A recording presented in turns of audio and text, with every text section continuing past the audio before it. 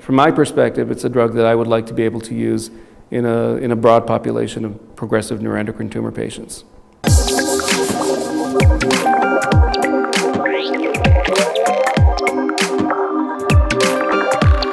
So the NETTER-1 study was the first randomized phase 3 study of a radio-labeled somatostatin analog in this disease. There have been multiple institutional series and phase 2 studies, mostly in Europe, looking at several generations of radio-labeled somatostatin analogs.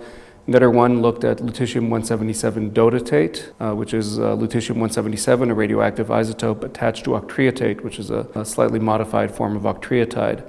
The population was patients with progressive mid-gut carcinoid tumors, mid-gut NETs, and the primary endpoint was progression-free survival by central radiology review. And the results were quite striking. There was a 79% improvement in PFS. The median PFS was only 8 months on the control arm, which was high-dose octreotide. It has not yet been reached with lutetium dotatate. And based on the survival curves, it's expected to be in excess of 3 years. So a very significant 79% improvement in PFS. There was also a significant improvement in the overall response rate, 18% with lutetium versus only 3% with high-dose octreotide. And there was a strong overall survival signal improvement on interim analysis. There were nearly twice as many deaths on the control arm as on the lutetium arm, but that needs to be confirmed on final analysis.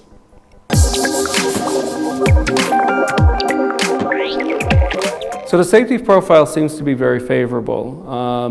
We did not encounter any evidence of renal toxicity in the study. There is some myelosuppression with the lutetium dotatate, but fortunately grade 3 or 4 neutropenia and thrombocytopenia only was observed in about 1% to 2% of cases. The median follow-up that we have on the NETTER-1 study is a little bit shy of 1.5 years. There are some concerns about long-term myelodysplastic syndrome or leukemia. Those tend to occur years after treatment, but fortunately we have excellent data from large registration series showing that this only occurs in about 1% to 2% of cases. So it's a concern, but it's by no means a frequent occurrence.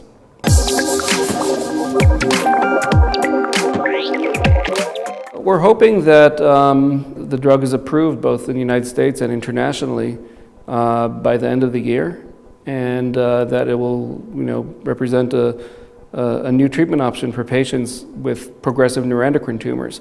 It's going to be interesting to see whether the approval is just for the midgut population or whether the approval is broader gastroenteropancreatic neuroendocrine tumor label. The reason I say that is because even though the NETTER-1 study was done exclusively in midgut NET population, there's strong evidence that the activity of the drug is by no means limited to that population. If anything, response rates are substantially higher in pancreatic neuroendocrine tumors.